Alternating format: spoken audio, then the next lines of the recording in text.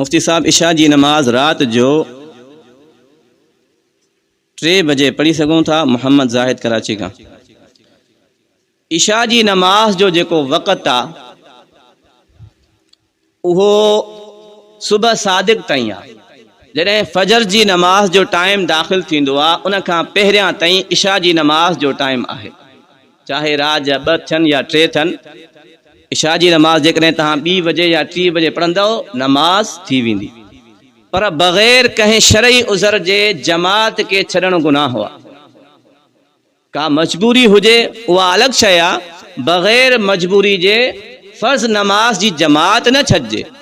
जमात तव्हां को मजबूरी जे करे रहिजी वई आहे त तव्हां राति जे कंहिं बि हिसे में सुबह सादिक खां पहिरियां फजर जी नमाज जो टाइम दाख़िल थियण खां पहिरियां कहिड़े बि वक़्तु इशा जी नमाज पढ़ी सघो था। तव्हांजी अदा नमाज थींदी, क़ज़ा न थींदी।